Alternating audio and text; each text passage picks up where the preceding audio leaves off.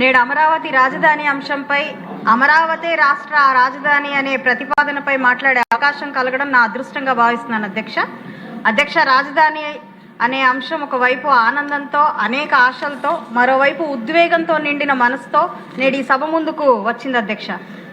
రాజధాని అనేది ఆ ప్రాంతానికి మగుటం లాంటిది అధ్యక్ష. శరీరానికి మెదడు ఎలాగో ఒక భౌగోళిక ప్రాంతానికి రాజధాని అలాగే.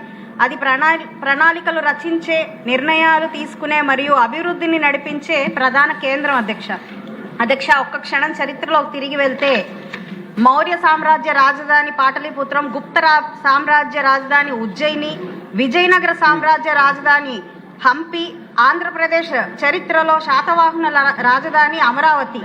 ఈ ప్రస్తావనకు కారణం అధ్యక్ష, చక్రవర్తులుగా బలమైన రాజ్యాలను పరిపాలించిన వారెందరో ఒకే రాజధానితో ధీటైన పరిపాలన అందించారు అధ్యక్ష. 2014-18 విభజిత ఆంధ్రప్రదేశ్ ఎన్నో సవాళ్లతో, వ్యూహాత్మకమైన నిర్ణయాల అవసరంతో ప్రతిష్టాత్మకమైన రాజధాని అని నిర్మించుకోవాలనే ఆశలతో మన ముందు నిలిచింది అధ్యక్ష. మరి ఆంధ్ర రాష్ట్ర దురదృష్టమో గ్రహచారమో 2019-24లో ఒక బుద్ధిమాంద్య నాయకుని చేతిలోకి పరిపాలన వెళ్ళింది అధ్యక్ష. ప్రతిపక్షంలో ఉన్నప్పుడు ఒకే రాజధాని ముద్దు అని, అధికారంలోకి రాగానే రాజధాని వద్దు అన్న చందంగా 3 రాజధానులు అనే మూడమి ఆలోచన చేసి రాష్ట్ర పరువు అంతర్జాతీయంగా కూడా మంట కలిపిన అవివేకి జగన్మోహన్ రెడ్డి గారు అధ్యక్ష. ఒకసారి ఈ 3 రాజధానులు వికేంద్రీకరణ అనే వికట ధోరణి పర్యవసానాలు పరిశీలిస్తే 3 రాజధానుల ప్రతిపాదన కారణంగా పెట్టుబడులు గణనీయంగా పడిపోయాయి అధ్యక్ష. 2 లక్షల కోట్ల రూపాయల విలువైన 130 పరిశ్రమలు, ప్రఖ్యాత వ్యాపార విద్యా సంస్థలు పొరుగు రాష్ట్రాలకు తరలిపోవడంతో లక్షలాది మంది ఉద్యోగాలు కోల్పోయారు అధ్యక్ష. రాజధానిలో స్మార్ట్ సిటీ నిమిత్తం కేంద్రం కేటాయించిన 1500 కోట్ల నిధులు దారి మళ్లించారు అధ్యక్ష. రాజధాని నిర్మాణం కోసం కాంట్రాక్టర్లు తెచ్చిన మెటీరియల్ను కూడా గత నాయకులు దొంగిలించిన పరిస్థితి చూసాం అధ్యక్ష. 1, 2 కాదు అధ్యక్ష, చెప్పుకుంటూ పోతే రాజధాని విధ్వంస కాండ ఒక గ్రంథం అవుతుంది అధ్యక్ష. పేదలకు ఇవ్వాల్సిన 5,000 టిట్కో ఇళ్లను కేవలం చంద్రబాబు నాయుడు గారికి మంచి పేరు వస్తుందని పాడుపెట్టిన వైనం, అమరావతి మునిగిపోయే రాజధాని అని, ఢిల్లీకి మించిన రాజధాని మనకేం అవసరం అని, ఈ రాజధానిపై డబ్బులు వృధా అని, అమరావతి ఒక శవాల దిబ్బ అని నోరు పారేసుకున్న వైనం చూస్తే రైతుల త్యాగాలకు విలువ లేదు, ప్రజల భవిష్యత్తుపై శ్రద్ధ లేదు. విద్వేషం, విధ్వంసం, వినాశనం అనే సూత్రాలను అవపోసన పట్టిన అహంకారిగా జగన్మోహన్ రెడ్డి గారి చరిత్రలో మిగిలిపోతారు అధ్యక్ష. వెకిలి మాటలు, వెక్కిరింతలు, విచ్చలివిడి వ్యవహార శైలి వైసీపీ నాయకత్వ లక్షణం అధ్యక్ష, ప్రత్యేకత అధ్యక్ష. మనం చూసుకుంటే 1327లో తుగ్లక్ రాజు తన రాజధాని ఢిల్లీని కాదని దౌలతాబాద్కు మార్చే ప్రయత్నం చరిత్రలో ది ఫేమస్ ఫెయిల్యూర్ గా మిగిలిపోయింది అధ్యక్ష.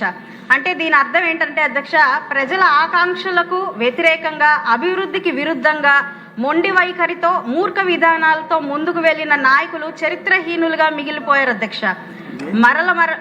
మరల రాజధాని పట్ల ఇలాంటి పరిస్థితులు రాకూడదని నేడు చేస్తున్న ఈ ప్రతిపాదనకు పూర్తిగా మద్దతు ఇస్తూ ఆంధ్ర రాష్ట్ర రాజధాని ముమ్మాటికి ఒకటే అవ్వాలి, అది అమరావతి అవ్వాలి అధ్యక్ష. భవిష్యత్తు తరాల కోసం వేలాది ఎకరాలు త్యాగం చేసిన రాజధాని రైతులకు ఈ అమరావతి అంకితం అధ్యక్ష. రాజధాని అమరావతి పరిరక్షణకు ఉద్యమించిన ఉద్యమకారులకు ఈ అమరావతి అంకితం అధ్యక్ష. నాటి ఉద్యమాలకు చెలించి అప్పటికప్పుడే తన గాజుల్ని అందించి ఉద్యమకారులకు మద్దతుగా నిలిచిన మా తల్లి భువనమ్మ దాతృత్వానికి ఈ అమరావతి అంకితం అధ్యక్ష. భావితర భవిష్యత్తు అయిన నేటి యువతకి, ఆడపడుచుల ఆత్మగౌరవానికి ఈ అమరావతి అంకితం అధ్యక్ష. నేడు అమరావతి మన రాజధాని అని చరిత్రాత్మకంగా నిర్మితం అవుతున్న ఈ రాజధానికి మద్దతుగా నిలిచే ప్రతి ఆంధ్రుడికి, ఆంధ్ర రాష్ట్ర ప్రజలకు ఈ అమరావతి అంకితం అధ్యక్ష. చివరగా ఈ సందర్భంగా మన రాష్ట్రానికి అందిన అదృష్టం, ఆయన పేస్ వాల్యూ ఇక్కడ చిల్లర మల్లర నాయకులకి తెలియకపోయినా ప్రపంచం గుర్తించి వేనోళ్ల కీర్తించబడుతున్న ఆంధ్ర రాష్ట్ర విశ్వకర్మ నారా చంద్రబాబు నాయుడు గారికి రాష్ట్ర ప్రజల తరపున శతకోటి కృతజ్ఞతలు చెప్తున్నా అధ్యక్ష. ఆయన ఆలోచనలకి ఊపిరిగా మారి అనునిత్యం వెంటుంటున్న పవన్ కళ్యాణ్ గారికి, ఈ రాష్ట్ర పరిస్థితుల్ని పరిశీలించి అర్థం చేసుకొని మనకి ఆశీర్వాదాన్ని అందిస్తున్న మోడీ గారికి సభాపూర్వకంగా రాష్ట్ర ప్రజల ద్వారా కృతజ్ఞతలు చెప్తూ సెలవు అధ్యక్ష.